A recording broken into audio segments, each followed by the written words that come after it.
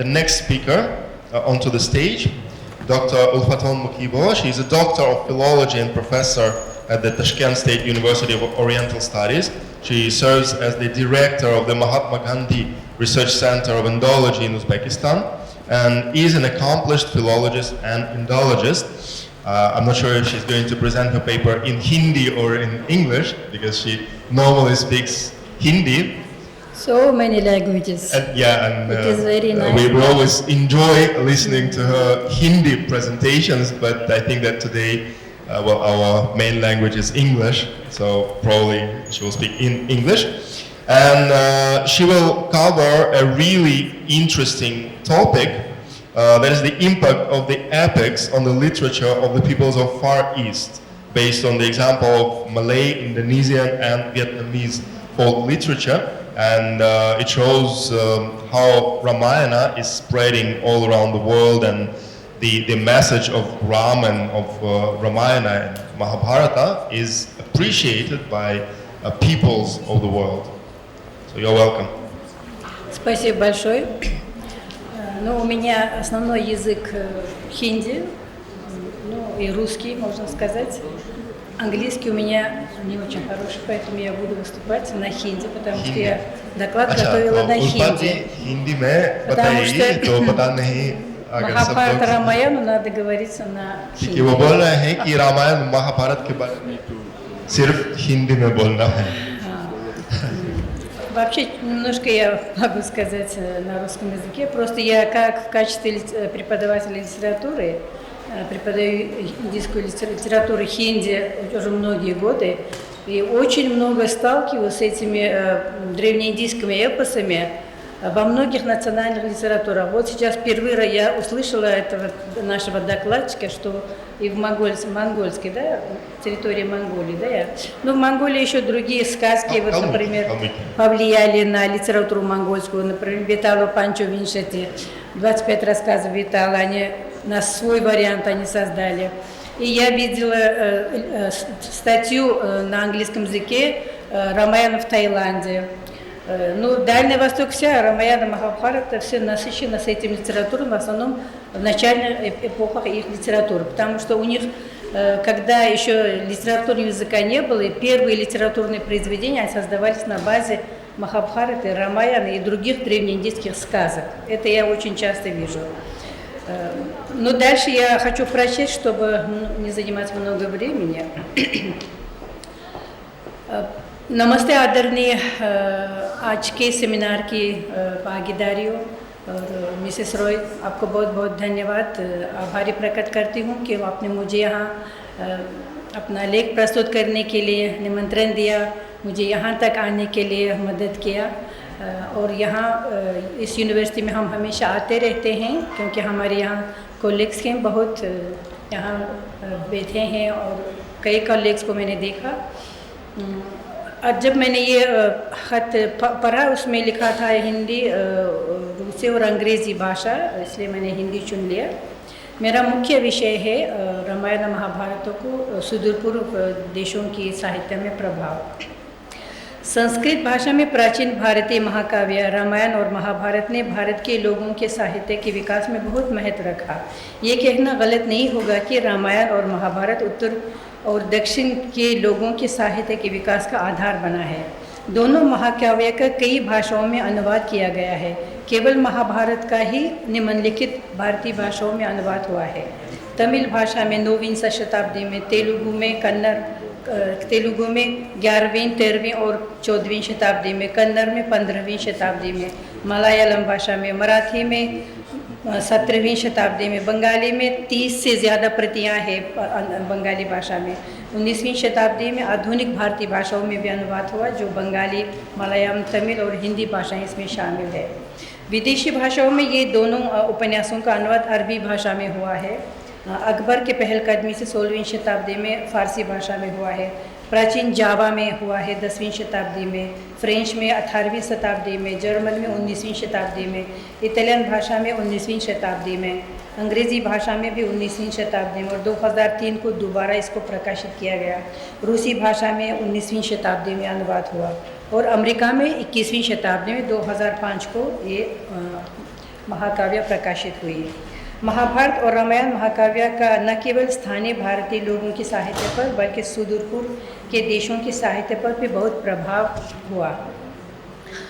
ये आज के मलेशिया और इंडोनेशिया का साहित्य है। प्राचीन काल में इस क्षेत्र के 3000 से अधिक द्वीपों पर रहने वाले लोग इस साहित्य को बनाए हैं। आज के मलेशिया और इंडोनेशिया का प्राचीन साहित्य जावा और सुमात्रा द्वीपों के लोगों का रचा गया साहित्य माना जाता है। जावा भाषा देश की सबसे पुरानी भाषा है, जो भारतीय देवनागरी लिपि पर आधारित होकर जन्म लिया। ईसा 10वीं शताब्दी से प्राचीन जावा भाषा में लोक साहित्य विकसित हुई। संस्कृत साहित्य के कृतियाँ रामायण और महाभारत धीरे धीरे इस क्षेत्र में प्रचारित होने लगे।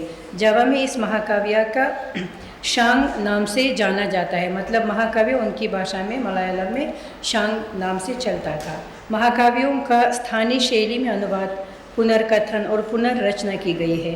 जावा में प्रारंभिक लोक साहित्य की विरासत प्राचीन संस्कृत लोक साहित्य से प्रभावित होकर बना है। उदाहरण के लिए भारतीय विषयों के आधार पर दरबारी कवियों ने मौलिक रचनाएं की, उनकी कार्रवाइयाँ जावा में स्थानांतरित की हो गई है।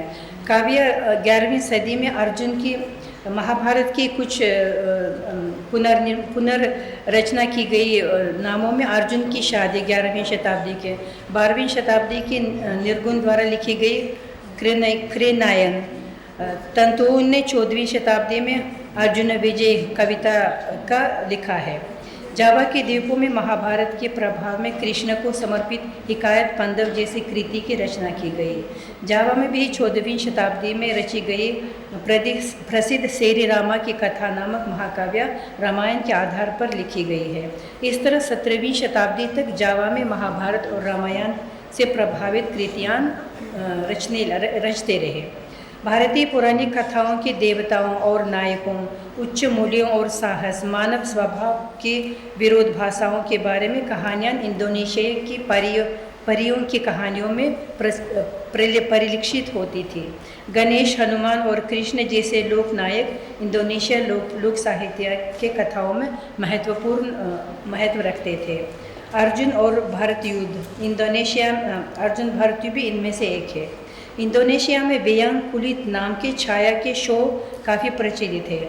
महाभारत और रामायण के कई दृश्यों ने वेयांग कुलित छाया रंगमंच के आधार पर बने, जिनमें मुख्यतः भारतीय महाकाव्यों के बहुत सारे पात्र नज़र में आते हैं। भारत के दक्षिण पूर्व एशिया के दोनों देशों में प्रवेश करने वाले बौद्ध साहित्य, पंचतंत्र, हितोपदेश, वेताल पंचविंशति जैसे प्राचीन संस्कृत कथाओं और दृष्टांतों ने इंडोनेशिया और मलय लोगों की शास्त्रीय साहित्य और लोक कथाओं की विरासत में महत्वपूर्ण भूमिका निभाई है। इन कथाओं के कथानक के आधार पर नई नई परिकथाएँ रची गई है। उदाहरण के लिए कौवा और बाज के बारे में जावा लोक कथा को हम उदाहरण के तौर में सुनाना चाहते हैं। कौवा काला था, बाज सफ़ेद। कौवा रश्की और बाज ईर्ष्यालु था। बाज उदार और नेक था और दोनों पक्षियों के बच्चे एक साथ रहते थे। जब उनका भोजन खत्म हुआ तो बाज अपने पड़ोसी से अपने बच्चों की देखभाल करने के लिए कहा और शिकार के लिए चल पड़ा।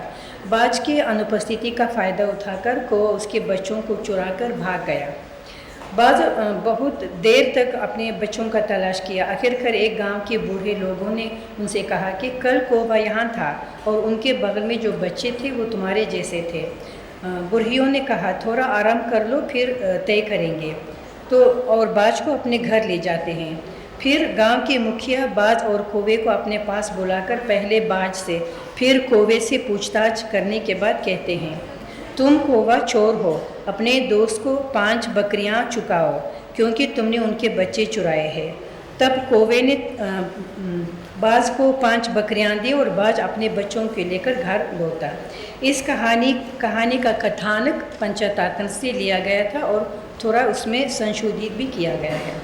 प्राचीन भारतीय सांस्कृतिक परंपराओं जैसे हाथी द्वारा एक नए राजा का चुनाव, नायक के जादुई जन्म, स्वर्ग से दुल्हन को ले जाना, नायक की पत्नी या दुल्हन का अपहरण, नायक और उनकी स्वर्गीय प्रेमिका के बीच अंजीर के पेड़ की मध्यस्थ भूमिका और अन्य ऐसे रूपांकन इंडोनेशिया की जादुई कहानियों में स्थानांतरित हुए हैं। भारतीय पौराणिक कथाओं का भी उन पर अधिक प्रभाव पड़ा। विष्णु, शिव और लक्ष्मी जैसे हिंदू देवी देवताओं को इंडोनेशियाई लोक कथाओं में शामिल किया गया। उन्हें स्थानीय रीति रिवाजों और मान्यताओं के अनुरूप ढाला गया। जावा का राष्ट्रीय पोशाक बोतिक है। इसके चमकीले पतंग, साड़ी लोक कथाओं के नायकों के कपड़े के डिज़ाइन में निहित है। ये पाया गया कि जावा पर प्रचलित परी कथाओं के नायक पारंपरिक भारतीय भोजन बिरयानी खाना पसंद करते थे। हम पूरे विश्वास के साथ कह सकते हैं कि भारत की संस्कृति अत्यंत प्राचीन एवं विकसित है तथा इनके मलय और इंडोनेशिया के लोगों की संस्कृति के निर्माण में मुख्य भूमिका निभाई है तथा इंडोनेशिया की लोक कथाओं में सबसे महत्वपूर्ण बात निस्संदेह इंडोनेशिया भारतीय सांस्कृतिक परत है। भारत भाषा की समस्या जहाँ तक अगर बोलेंगे, जावा का कालक्रम शुरुआत 78 ईसा पूर्व है। पूर्वी भारत का संबंध एक भारतीय राजकुमार आशिकाट से है जिन्हें पल्लव लिपि पर आधारित जावा की वर्णमाला के आविष्कार के रूप में बनाया था। जावा में सबसे पुराना साहित्यिक स्मारक 8वीं शताब्दी का चंदकर्ण है, जो लंबे और छोटे स्वरों की बारी बारी से संस्कृत छंद प्रणाली पर आधारित तिम्पंग कवि है। जावा में हिंदू धर्म का प्रभाव अभी भी कायम है। इसे हम आज के मलय और इंडोनेशिया भाषाओं में उपयोग किए जाने वाले संस्कृत से आए शब्दों को रंगमंचों में उनके पहनावे से जान और देख सकते हैं। नीचे इन शब्दों का कुछ उदाहरण देना चाहते हैं।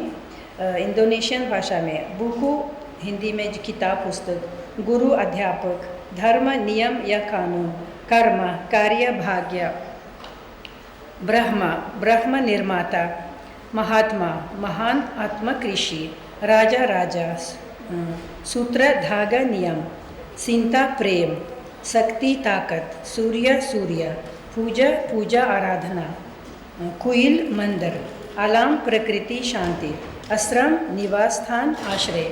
और इंडोनेशिया मलेशिया की भाषा भी भाषा शब्द से बोली जाती है। वास्तुकला के हिसाब से भी हम देख सकते हैं कि जावा द्वीप की कला और वास्तुकला पर हिंदू धर्म और दर्शन का सबसे अधिक प्रभाव पड़ा।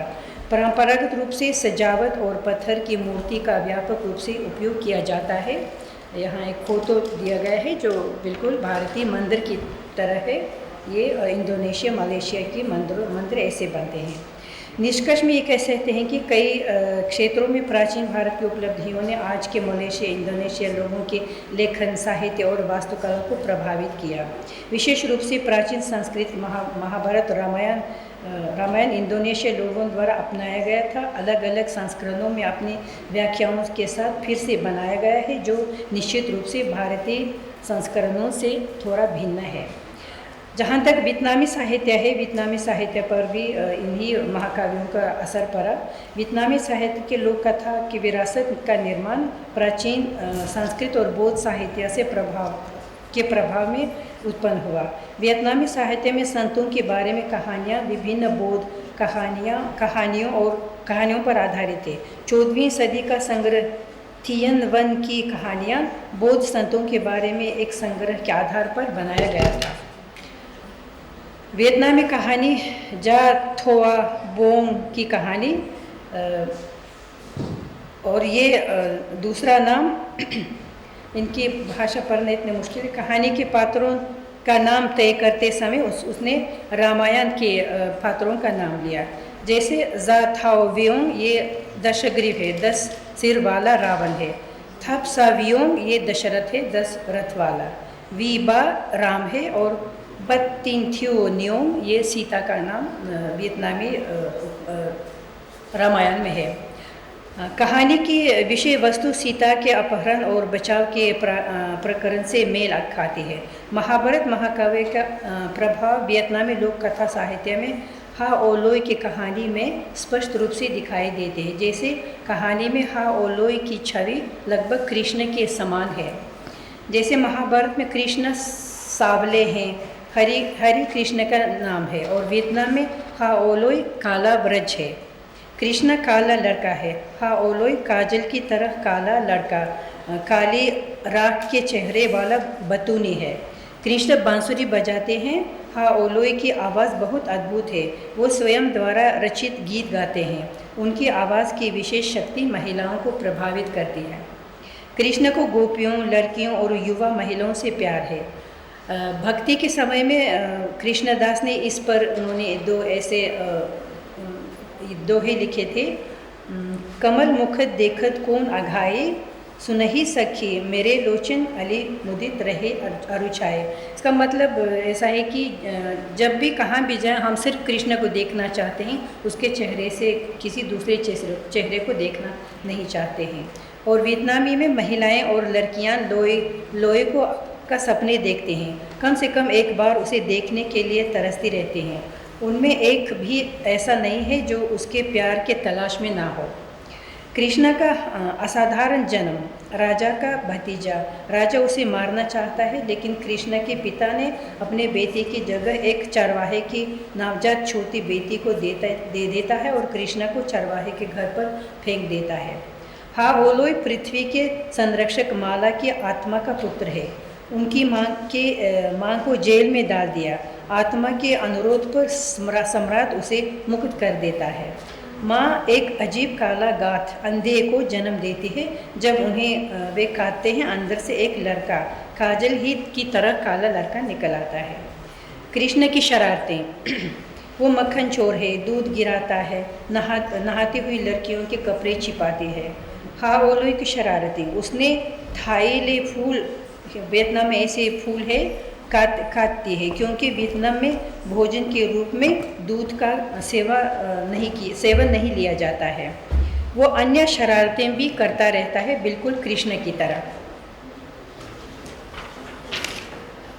कृष्ण चरवाहा है और हा ओ लोई ने दुल्हा बनने का नाटक किया। वो गायों के लिए घास काटता है, जैसा वियतनाम में किया जाता है।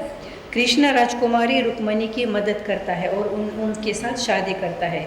इनके अलावा और कई कुमारियों से भी शादी करता है। हा ओ लोई में राजकुमारी किम को हा ओ लोई से बेहद प्यार हो जाता है। जंगल में एक पेड़ के नीचे सो रहे। आपके पास 2 मिनट है, ठीक है? 2 मिनट है आपके पास। 2 मिनट मैं खत्म कर रही हूँ। आखिरी कृष्ण, इस तरह उनके कृष्ण को हा ओ लोई के साथ तुलना किया गया है। इसके अलावा इंद्र के बारे में मिथकों का प्रभाव वियतनामी मध्ययुगीन साहित्य में प्रवेश किया है। उदाहरण के लिए इंद्र से संबंध मिथक का प्रभाव एक शरारती लड़की की कहानी कृति से स्पष्ट रूप से दिखाई देती है। विशेष रूप से आज के मलेशिया और इंडोनेशिया, वियतनाम के साहित्य में हम प्राचीन काल के संस्कृत साहित्य के महाभारत, रामायण या तरह तरह की परिकथाओं का प्रभाव देख सकते हैं।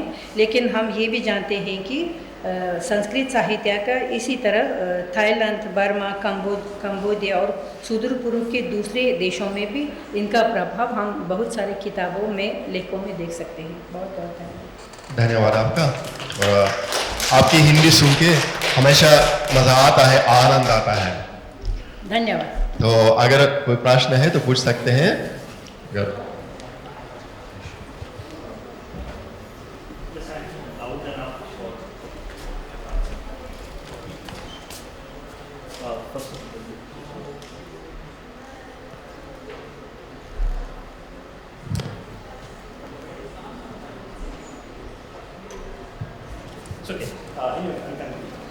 First of all, many thanks for your presentation. At the outset of your talk, you gave a sort of a catalogue about how these texts were translated into various languages, Ramayana and Mahabharata. किस भाषा से अनुवाद हुआ? मतलब संस्कृत भाषा से कैसे भारतीय भाषाओं में अनुवाद हुई, और भारतीय भाषाओं के साथ साथ यूरोपियन लैंग्वेजेस में भी कैसे 21वीं शताब्दी तक ये अनुवाद प्रक्रिया चलती रही। ठीक है, लेकिन उसमें भी क्या होता है कि when we talk about, I'm speaking English for the benefit of everyone.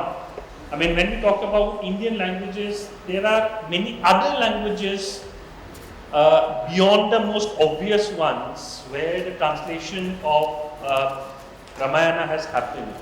For example, I'll be talking about Ramayana tomorrow, but the Ramayana I'll be talking about tomorrow was the first Ramayana to have been translated from Sanskrit among the North Indian languages. So it is important to possibly understand the different forces which go into these processes of translation, and these forces are not merely textual. ये जो अनुवाद कार्य केवल पाठ भित्तिक नहीं है, इनमें एक लोक कथा के साथ साथ एक परफॉर्मेटिव एलिमेंट भी इनके साथ जुड़ जाते हैं. There is an oral, visual and performative element which gets attached to these interpretation.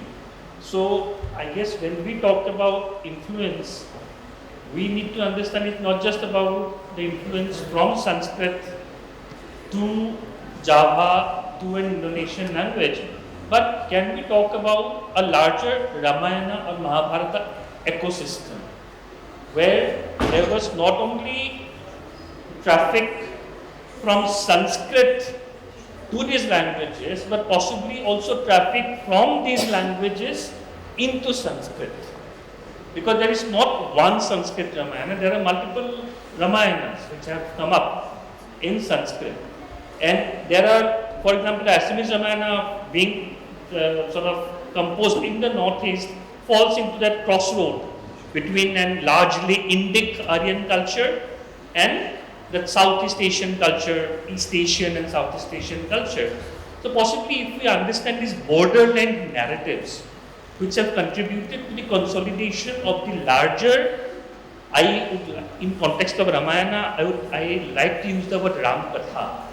Because the moment we use Katha, we are not merely talking about the written text, but we are talking about a process. So maybe these processual dynamics which go into the making of a text, something that Philip Latviandovji talked about, the life of a text. I guess we need to explore that. That will make these relationships more dynamic, so to speak. ये सवाल है. तो ये आपके, तो मैं ये कहना चाहता हूँ कि आपके जो वक्तव्य के साथ तालमेल कर sharing तो कैसे हम आगे बढ़ा सकते हैं इस डिस्कोर्स को? Can we think about a Ramkatha ecosystem in this regard? So this is maybe a question as well as an observation. Thank you, धन्यवाद. जहाँ तक मेरे लेख में जो इंडोनेशिया, मलेशिया, वियतनाम है, असल में महाकाव्य रामायण और महाभारत भी लोक कथा हैं. पहले मौखिक रूप में मौजूद थे भारत में भी. संस्कृत भाषा में लिखने से पहले वो मौखिक थे. लोग इसको काव्य के रूप में गाते थे, वो सबको मालूम था. तो जब जहाँ कुछ भी नहीं है, कोई साहित्य नहीं है, तो सुदूर पूर्व के देशों में रामायण महाभारत मौखिक पहुँचा. उसको सुनते सुनते उन्होंने अपना ही बना लिया, अपने नेशनल हीरोइन का नाम देकर, अपने महावीरों का नाम देके, वहाँ कथानक भी उधर से लिया, उनकी कहानी के आधार पर अपना रामायण बनाया. जैसे अभी उन्होंने मंगोलिया का जो बनाया, उनको सेरी राम नाम से रामायण है यावा में. अभी जो इंडोनेशिया है वो यावा सुमित्रा महाद्वीपों, उनका सेरी रामा है. वो तो नाम भी नहीं बदला, लेकिन जो घटनाएं होती है उनकी जीवन की तरह, उनकी परंपराएं, उनकी रीति रिवाज लिखी गई है. इसलिए वो अनुवाद बाद में हुआ है. मौखिक रूप में जो आया उसी से उन्होंने अपनी रचना बनाई अपनी जावा भाषा में. और जो इसी रचनाओं का अनुवाद है, अभी इस वक्त हमारे जो उज़्बेकिस्तान में राजदूत हैं मिसेस स्मिता पंत जी, उन्होंने महाभारत को उज़्बेक में अनुवाद करने का प्रस्ताव रखा है हमारे विभाग में. हमने कहा हम अनुवाद करेंगे, लेकिन हमारे पास महाभारत किताब नहीं है, तो वो अब मंगवाना चाहते हैं. हमारे उज़्बेकिस्तान में जो किताब है महाभारत से संबंध, मैं नहीं बोल सकती कि नहीं है. सोवियत ज़माने में जो रूसी लोगों ने किया था, उसी को हमने उज़्बेक में किया था. वो किताब हम रूसी से करते थे. सोवियत ज़माने में हर रचनाएं रूसी से उज़्बेक में. रामायण का एक हमारे कवि है, प्रसिद्ध कवि मोहम्मद अली, उन्होंने रामायण को काव्य रूप में जो रूसी विद्वानों ने अनुवाद किया उसको पढ़ के इतना प्रभावित हुई कि रूसी से अनुवाद किया। अभी इसी को अनुवाद करने के बाद वो भारत पे उनकी इतनी रुचि बढ़ गई। हम हमेशा एक सेमेस्टर उनको अनुवाद कला पढ़ाने आते हैं, वो रामायण सुनाते हैं। मुझसे ज़्यादा रामायण को जानते हैं, क्योंकि उसी को पढ़ के इतना घुस गए। हमारे पास आके पूछते, जो नहीं समझ में आते थे हमसे पूछते थे। मतलब अनुवाद तो बहुत है। आज हमारे उज़्बेकिस्तान में महाभारत का सीरियल दिखाया गया, 2 साल एक साल, हर शनिवार, बहुत लंबा सीरियल है। उसको प्रसिद्ध हमारा अनुवाद है कि आमिर फजलुल्लाह है, बहुत सुंदर अनुवाद करते हैं। उन्होंने पूरे भारत की प्रेमचंद, कृष्ण चंद्र, दुग्गल, यशपाल की रचनाओं का अनुवाद किया उज़्बेक में। लेकिन सीरियल को जब उन्होंने अनुवाद किया, इतना सुंदर उज़्बेक में अनुवाद किया, उसको अभी लिखित अनुवाद को हम किताब के रूप में प्रकाशित कर रहे हैं। वो भी हमारे राजदूत को हमने दे दिया, हमने उसको टाइप कर लिया। बहुत बड़ी किताब, सीरियल तो काफ़ी बड़ा होता है। बिल्कुल इसी तरह रामायण का सीरियल भी हमारी टीवी में दिखाए गए। अब फिर जाके उसको भी अनुवाद करेंगे, जहाँ तक मुझे पता है। धन्यवाद आपका। और संक्षेप में बोल सकते हैं कि हरि अनंत, हरि कथा अनंत। तो इसलिए धन्यवाद जी।